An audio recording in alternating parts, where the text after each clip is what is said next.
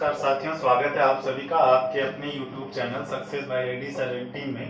साथियों, मैं आज चक्रवृद्धि ब्याज के अगले प्रश्न लेकर के आप लोगों के सामने हाजिर हूँ। आप लोग जब भी पढ़ने बैठा करें ऑनलाइन, तो आप कॉपी और पेन लेकर के बैठा करें और जो भी सवाल मैं आप लोगों के सामने लिखता हूँ उसको एक बार खुद से सॉल्व करने की कोशिश किया करो वीडियो रोक करके, और इसके बाद मेरा सोल्यूशन देखा करो। इससे आपकी प्रॉब्लम सॉल्विंग स्किल काफी अच्छा होगा और आप अच्छा कर पाएंगे अपने एग्जाम में। चलिए देखते हैं आज का पहला प्रश्न क्या है। मैं आपके लिए एक बार पढ़ देता हूं। यदि ब्याज की गणना प्रति वर्ष के आधार पर की जाए तो रुपए 8,000 की राशि 2 वर्षों में 8,820 हो जाएगी। तदनुसार चक्रवृद्धि ब्याज की दर कितनी है? ये है स्टूडेंट, इसको हम कैसे सॉल्व करेंगे? फॉर्मूला क्या होता है? Amount is equal to P 1 plus R by 100 to the power T यानी कि समय, ए मिश्रधन, पी मूलधन, आर दर, टी समय होता है।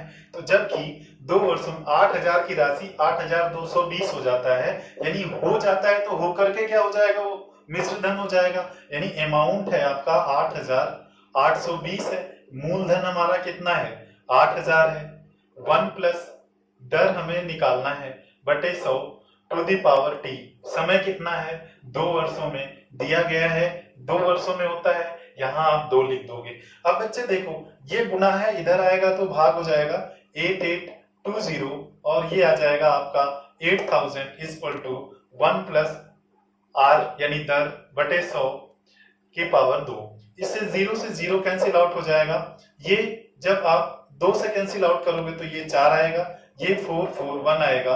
यानी कि इधर मैं इसको यहां लिखता हूं, 441 upon 400 is equals to 1 plus R upon 100 bracket में टू दी पावर 2। अब ये देखो, ये 21 का स्क्वायर है और ये 20 का स्क्वायर है, इधर का होल स्क्वायर आ जाएगा 1 प्लस आर अपॉन 100 के बटे 100 की पावर 2, ये हो जाएगा।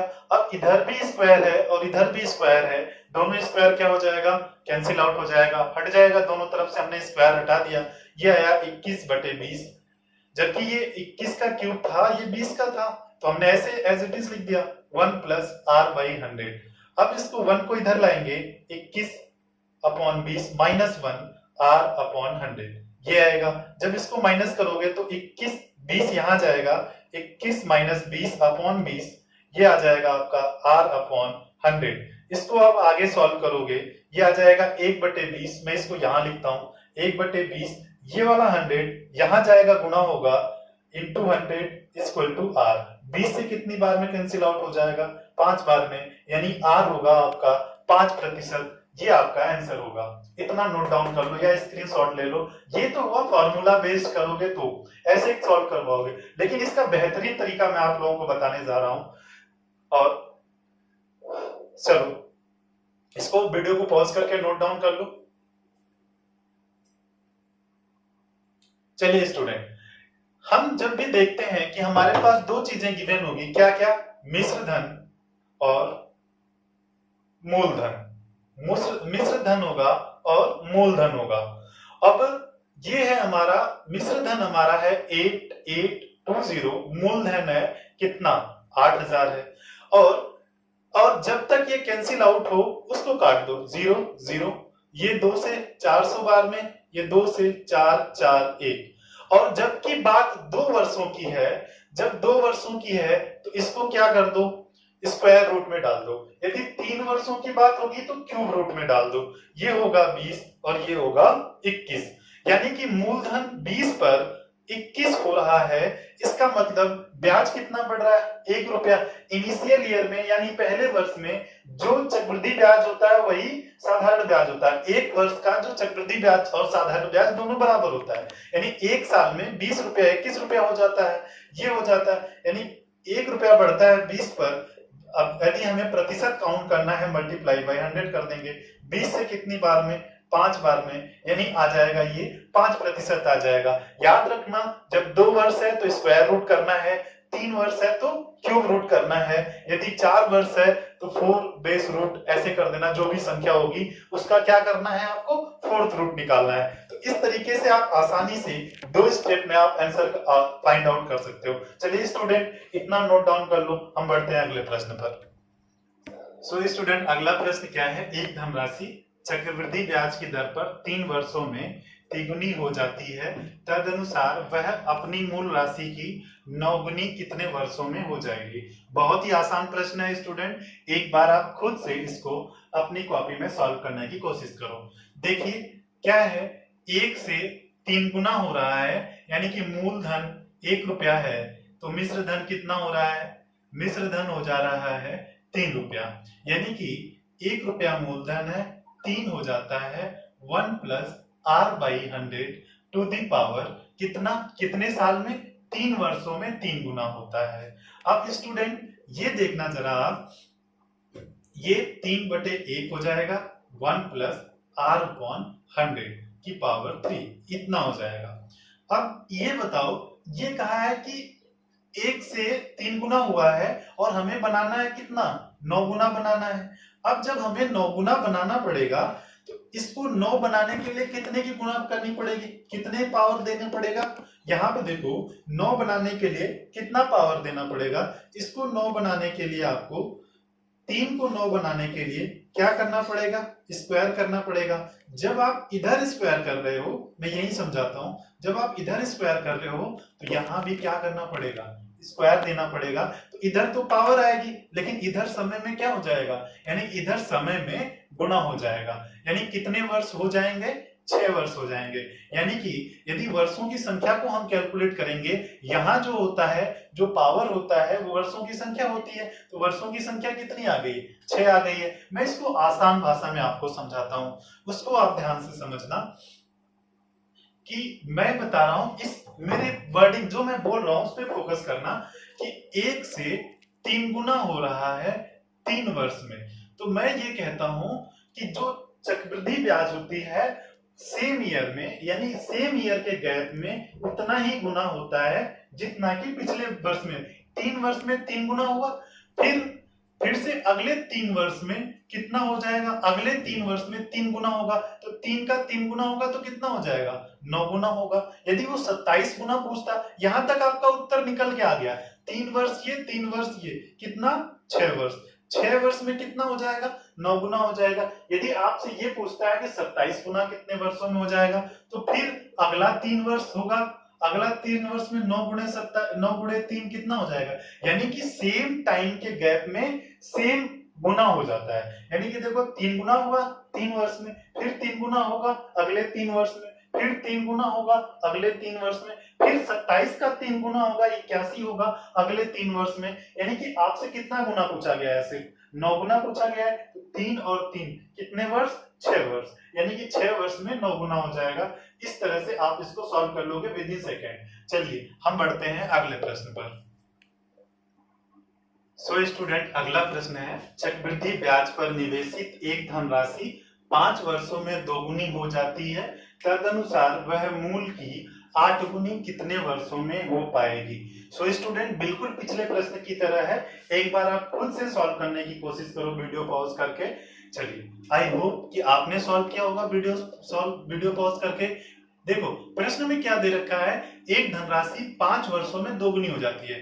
1 से 2 गुना हो जाता है 1 प्लस आर बाई 100 कितने वर्षों में, 5 वर्षों में। ये 2/1 हो जाएगा, ये 1 इधर आके 1 प्लस आर अपॉन 100 की पावर 5। अब आपको 8 गुना बनाना है, यानी इस 2 को कितना बनाना है, 8 बनाना है। तो कितनी पावर इधर देना पड़ेगा, 3, तो इधर भी कितना पावर देना पड़ेगा, 3। तो ये 3 इधर समय में गुना हो जाएगा तो कितना वर्ष हो जाएगा, 15 वर्ष हो जाएगा। यानी 15 वर्ष में 8 गुना हो जाएगा। और मैंने दूसरा तरीका जो इस प्रश्न को सॉल्व करने का बताया था कि सेम टाइम गैप में उतना ही गुना होता है। 1 से 2 गुना हुआ 5 वर्ष में, फिर 2 गुना होगा यानी 4 हो जाएगा अगले 5 वर्ष में, फिर 2 गुना होगा यानी 4 का 2 गुना 8 अगले 5 वर्ष में होगा। यानी इस तरह से 5 5 5 यानी कि 15 वर्ष में 1 से कितना गुना हो जाएगा, 8 गुना हो जाएगा। सो स्टूडेंट, यही आपका उत्तर होगा, कितने वर्ष, 15 वर्ष। इसको नोट डाउन कर लीजिए। बढ़ते हैं अगले प्रश्न पर।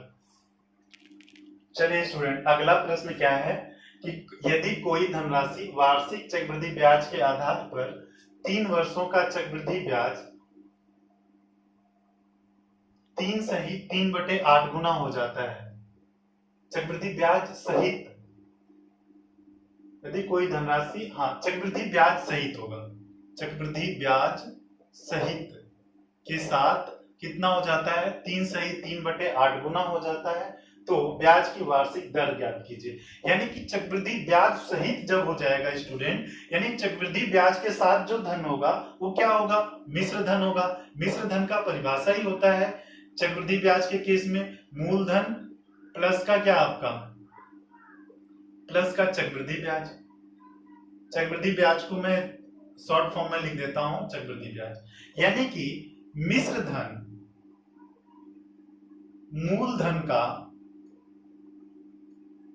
3 सहित 3/8 गुना होता है। तो 3 सहित 3/8 गुना को क्या लिख सकते हो आप, 8 या 24 और 3 27/8, यानी कि मूलधन का 27/8 गुना हो जाएगा। यही तो मतलब हुआ 3 सहित 3/8 का।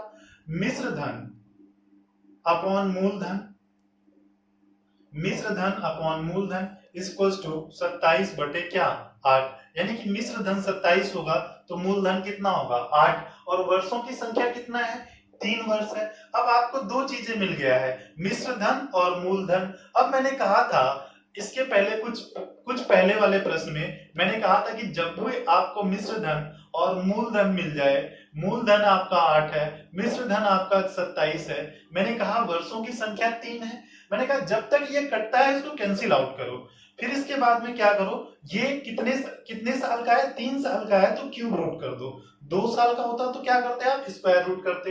ये क्या आ गया 3 और ये आ गया 2। इनिशियली पहले वर्ष में 2 से कितना बढ़ रहा है, 3 वर्ष 3 बढ़ रहा है, 2 यूनिट से 3 यूनिट हो रहा है, यानी 2 रुपया 3 रुपया हो रहा है पहले वर्ष में। तो कितना बढ़ा, 1 बढ़ा 2 पर, यानी कि 2 से 3 रुपया हो जा रहा है, तो कितना बढ़ रहा है, 1 रुपया बढ़ रहा है 2 रुपये पर। ब्याज की दर निकालना है, यानी प्रतिशत निकालना, प्रतिशत काउंट करने के लिए मल्टीप्लाई बाय 100 करोगे, इससे कैंसिल आउट करोगे कितना, 50%, यानी कि ब्याज की वार्षिक दर कितना होगा, 50% वार्षिक होगा। मैंने आप लोगों को यही बताया, मिश्र धन मूलधन मिलता है, जब तक कैंसिल आउट होता है कैंसिल आउट करो। यहाँ कैंसिल आउट तो हो नहीं रहा है, कट तो रहा नहीं है, तो जब 3 वर्ष है तो क्यूब रूट कर दो, 2 वर्ष है तो स्क्वायर रूट कर दो, आप बेस ईयर में आ जाओगे। 2 से 3 बढ़ रहा है, यानी कि 1 बढ़ा है 2 पर, प्रतिशत काउंट करने के लिए मल्टीप्लाई बाय 100 कर दोगे, आपका उत्तर आ जाएगा 50%। इसको नोट डाउन कर लो स्टूडेंट या स्क्रीनशॉट ले लो। हम बढ़ते हैं अगले प्रश्न पर।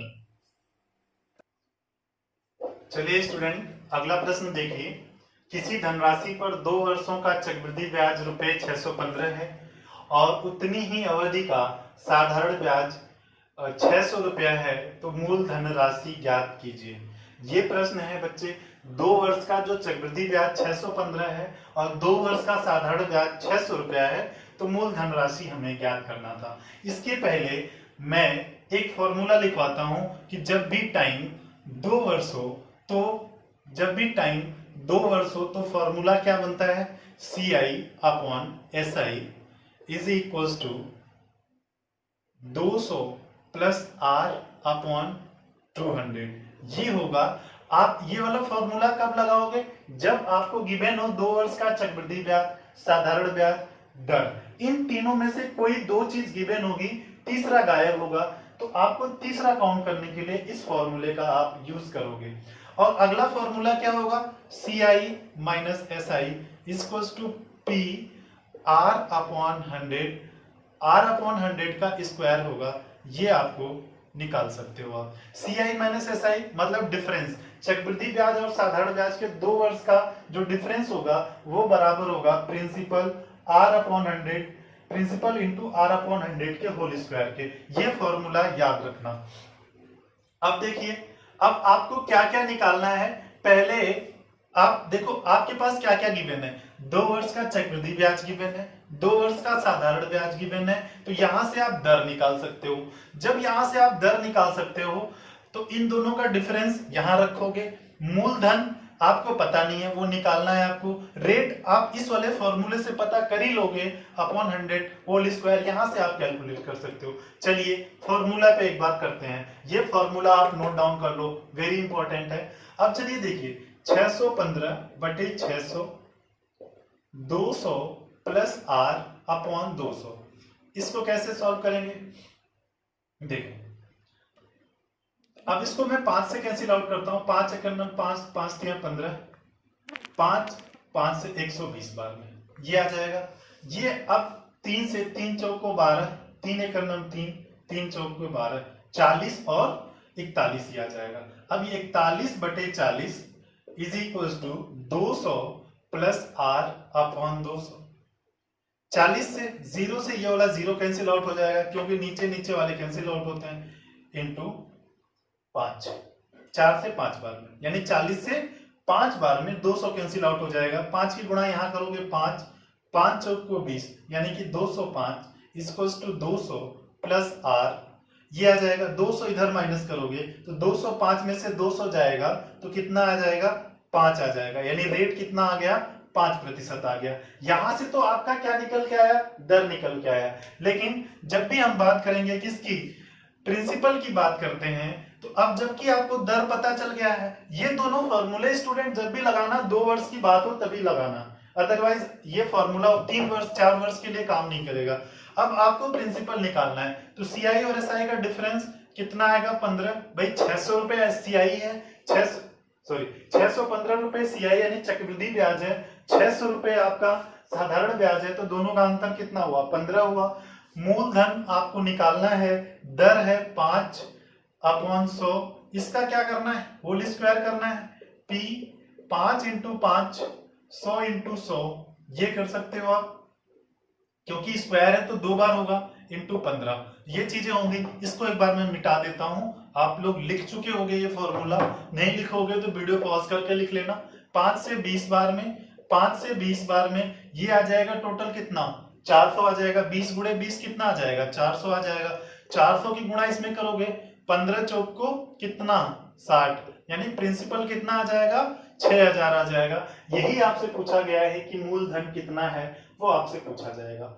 अब स्टूडेंट ये तो रहा आपका बेसिक तरीका कि बेसिक से आप कैसे फाइंड आउट कर सकते हो। इस तरीके में भी कोई खराबी नहीं है, बशर्ते आपकी कैलकुलेशन अच्छी हो, तेज हो, तो आप इसको तुरंत उत्तर तक पहुंच सकते हो। 1-2 स्टेप आप स्किप भी कर सकते हो यदि आपकी कैलकुलेशन अच्छी है तो।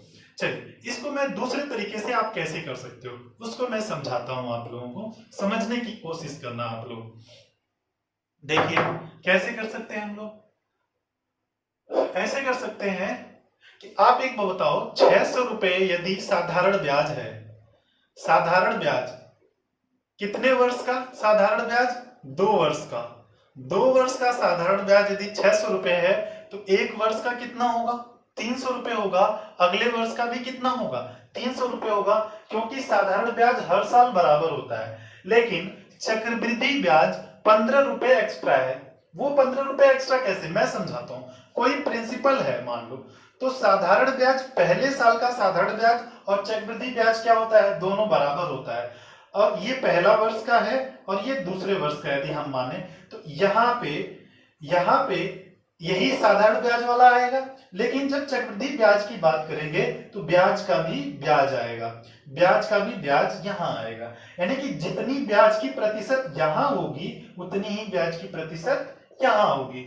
यानी कि कोई भी प्रिंसिपल रहा होगा, कोई भी प्रिंसिपल रहा होगा, पहले साल 3 वर्ष साधारण ब्याज, अगले साल 300 साधारण ब्याज, लेकिन चक्रवृद्धि ब्याज ये जो 15 रुपए एक्स्ट्रा है इस ब्याज का ही तो ब्याज होगा। यानी कि ये 15 300 का कितना प्रतिशत है ये कैलकुलेट कर सकते हो। तो यहां से क्या आ जाएगा आपका, ये दर आ जाएगा आपका, क्या ब्याज की दर 100 से ये दोनों जीरो कैंसिल, आर बराबर कितना आ जाएगा 5%, ये आ गया। जब आपने ब्याज की दर कैलकुलेट कर लिया तो आपको मूलधन कैसे कैलकुलेट करोगे, ये मुझे आशा है कि आप समझ पाए होंगे। मूलधन इस तरह से कैलकुलेट करोगे कि किसी का 5%, अच्छा ये जो साधारण ब्याज होगा तो ये किसी का 5% ही तो होगा, ये भी 5% होगा, लेकिन इस ब्याज का ब्याज 5% ये होगा। यानी कि किसी का 5% 300 है तो मूलधन स्वयं का कितना होता है 100%। प्रतिशत वाला फॉर्मूला लगाओ कि जितने प्रतिशत की वैल्यू उससे करो भाग, जितना प्रतिशत निकालना है उससे कर दो गुना, दोनों जीरो से प्रतिशत से प्रतिशत कैंसिल आउट, 5 से कितनी बार में 6 बार में, यानी कि 60 आएगा। यहाँ 100 से गुणा करोगे 2 जीरो और हो जाएगा, यानी कितना आ जाएगा मूलधन 6000 रुपए आ जाएगा। ऐसा करने पर आप लोगों को कोई बर्डन फील नहीं होगा, तुरंत क्वेश्चन सॉल्व हो जाएगा इस तरीके पे। सो स्टूडेंट, आई होप आपको समझ आया होगा। इसको नोट डाउन कर लो या इसका स्क्रीनशॉट ले लो। हम बढ़ते हैं अगले प्रश्न पर। स्टूडेंट, अगला प्रश्न है, किसी राशि पर 4% पर 2 वर्षों का चक्रवृद्धि ब्याज रुपए 102 है, तो समान दर पर 2 वर्षों का साधारण ब्याज कितना होगा? ये दे रखा है। स्टूडेंट, मैंने ऐसे के लिए फॉर्मूला आप लोगों को बता रखा है, CI/SI is equals to 200 plus R/200, ये है। अब जबकि CI दे रखा है, चक्रवृद्धि ब्याज दे रखा है 102, हमें साधारण ब्याज कैलकुलेट करना है 200, जबकि ब्याज की दर 4 है, 4/200, यही निकालना था। यानी आपको इसमें से SI नहीं है, SI निकालना है। तो इस फॉर्मूले का यूज करके आप निकाल सकते हो, क्योंकि ये 2 वर्ष का निकालना है। अब जरा देखो कैसे कैलकुलेट करेंगे इसको हम। ये आ जाएगा 204/200 इज इक्वल टू 102/SI। अब जरा देखो 102 से कितनी बार में कैंसिल आउट हो जाएगा? 2 बार में कैंसिल आउट हो जाएगा, क्योंकि ये जाएगा तो यहाँ भाग होगा। 2 से कितनी बारी में? ये 100 बार में कैंसिल आउट हो जाएगा। यानी सिंपल इंटरेस्ट कितना आएगा? 100 रुपए आएगा। आई होप इससे एक ही स्टेप में सवाल हो जाएगा। कोई बहुत बड़ा सवाल नहीं है, बहुत ही सिंपल सवाल है, बशर्ते आपको ये वाला फॉर्मूला आना चाहिए। और दूसरे तरीके से आप कैसे कैलकुलेट करोगे कि देखो, चक्रवृद्धि ब्याज क्या होता है कि 4% पहले वर्ष का, अगले वर्ष का। मैं दूसरा तरीका बता रहा हूँ स्टूडेंट, ये तरीका तो आ गया आपको, लेकिन चक्रवृद्धि ब्याज का जो दूसरे साल का ब्याज होता है, उस ब्याज का भी ब्याज होता है। यानी 4 का भी 4% आप कैलकुलेट करोगे, यानी ये हो जाएगा 8% और ये हो जाएगा 1.16% हो जाएगा। यानी ये हो जाएगा 8.16% हो जाएगा। जबकि साधारण ब्याज हर साल बराबर ही होता है। साधारण ब्याज क्या होता है? हर साल बराबर ही होता है। ये वाला फॉर्मूला हमने आप लोगों को प्रतिशत में बता रखा था, M और N करके, MN वाला फॉर्मूला। तो ये आएगा कितना टोटल चक्रवृद्धि ब्याज। यदि लगातार इंक्रीज हो रहा है तो चक्रवृद्धि ब्याज हो जाता है, और लगातार यदि डिक्रीज होता है तो वो हो जाता है आपका क्या? लगातार डिक्रीज होता है तो वो डिस्काउंट कहा जाता है, यानी छूट कहा जाता है। अब देखिए स्टूडेंट, ये 8.16, जबकि ये चक्रवृद्धि ब्याज की वैल्यू है। चक्रवृद्धि ब्याज 8.16 है, जिसकी वैल्यू कितना है हमारे पास? 102 रुपए है। हमें साधारण ब्याज चाहिए। साधारण ब्याज 8% ही होगा कि पहले साल 4%, अगले साल भी 4%। यहां से कैलकुलेट करेंगे परसेंटेज से, परसेंटेज कैंसिल आउट हो जाएगा, डेसिमल हटाएंगे, 00 हो जाएगा। 100 से 102 से इतनी बारी में 2 अट्ठे 16, 1 अट्ठे 8, यानी कितनी बार में हो जाएगा ये? 8 बार में। 8 से कितना हो जाएगा ये? 8 से कैंसिल आउट करोगे, ये 8 कैंसिल हो जाएगा, यानी कितना आएगा? साधारण ब्याज 100 रुपए आएगा। इसको कैंसिल आउट कर दोगे, ये आ जाएगा। यानी लगातार जो बढ़ता है MN फॉर्मूले पे ही चक्रवृद्धि ब्याज बढ़ता है। तो इस तरीके से प्रतिशत वाले फॉर्मूले से आप इसको कर सकते हो। चलिए इतना नोट डाउन कर लो या स्क्रीनशॉट ले लो। हम बढ़ते हैं अगले प्रश्न पर। सो स्टूडेंट, अगला प्रश्न है कि एक धनराशि वार्षिक चक्रवृद्धि ब्याज की दर पर रुपए 500 और 3 वर्षों में 540 हो जाती है, तदनुसार चक्रवृद्धि ब्याज की दर कितनी है? आई थिंक ये 2 वर्षों में होना चाहिए।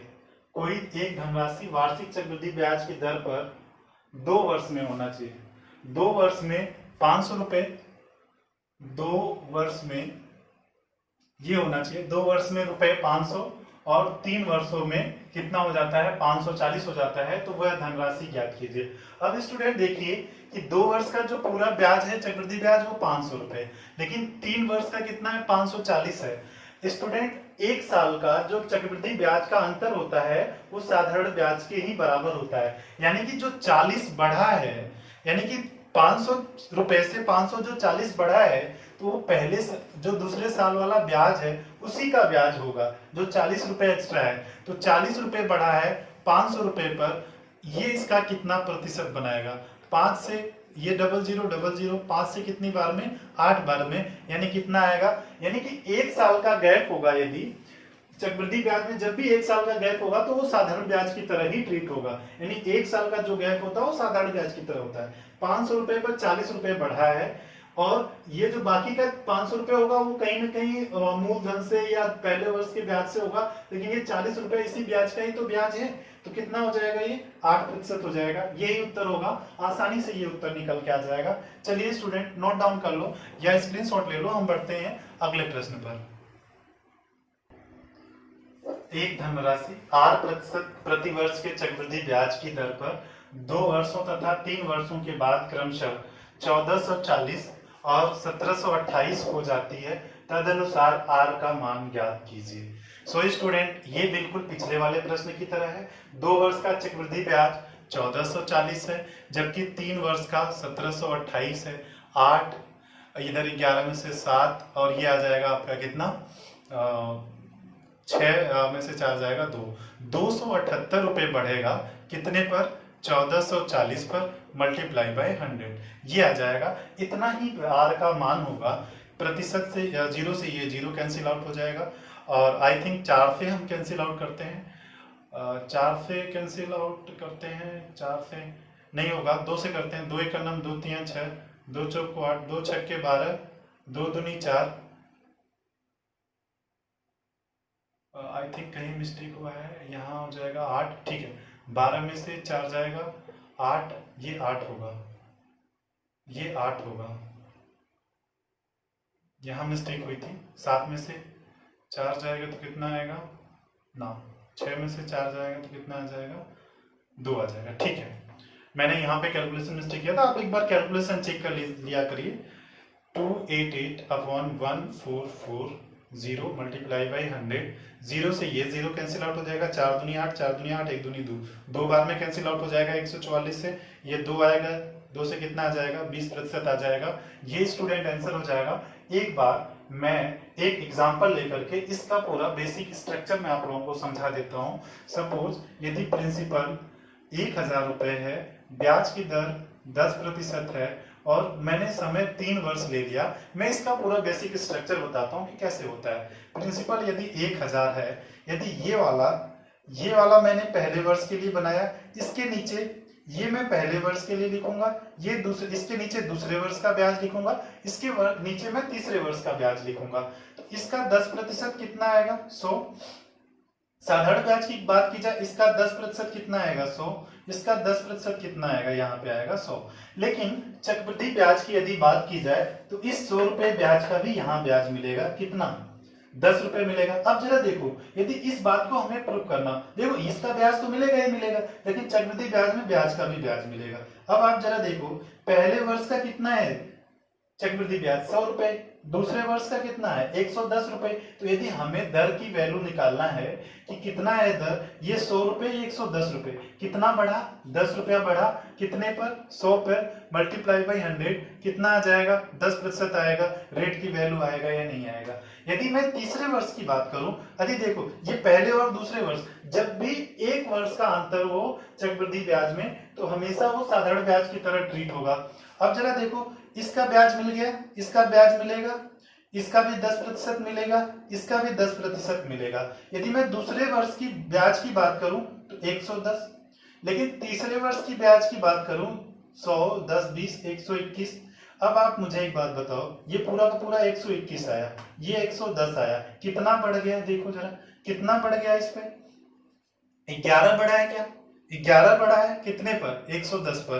तो कितना, तो प्रतिशत वैल्यू कितनी आ जाएगी, 0 से 0, 11 से 11 कैंसिल आउट हो जाएगा। क्या 10% आएगा, क्या ये 10% आएगा क्या। तो पहले वर्ष, दूसरे वर्ष का चक्रवृद्धि ब्याज टोटल 110 रुपए काउंट हुआ है, और तीसरे वर्ष का कितना हुआ है, 121 रुपए हुआ है। कितना बढ़ा है, 11 रुपए बढ़ा है 110 रुपए पर। आप मुझे बताओ, क्या ये पहले, यदि 1 वर्ष का अंतर है, क्या हम साधारण ब्याज यानी प्रतिशत की तरह कैलकुलेट कर सकते हैं क्या, बिल्कुल कर सकते हैं। तो यही स्ट्रक्चर है, इसी वजह से मैं जब भी 1 वर्ष का अंतर आ रहा है उसको मैं डायरेक्टली परसेंटेज पे काउंट कर दे रहा हूं। सो स्टूडेंट इतना नोट डाउन कर लो या स्क्रीनशॉट ले लो। स्टूडेंट हम लोग आज के लिए इतना ही रखते हैं, और आप लोगों को ये सेशन पसंद आया है तो आप लोग इसमें कमेंट भी करो और आप लोग लाइक भी किया करो आप सभी, और ज्यादा से ज्यादा प्रैक्टिस करो आप सभी। अगले एपिसोड में चक्रवृद्धि ब्याज के अगले प्रश्न के साथ आप लोगों के साथ मिलूंगा। तब तक आप लोग मेहनत करते रहिए और खूब पढ़ते रहिए, प्रैक्टिस करते रहिए। तब तक के लिए बाय बाय, मिलते हैं अगले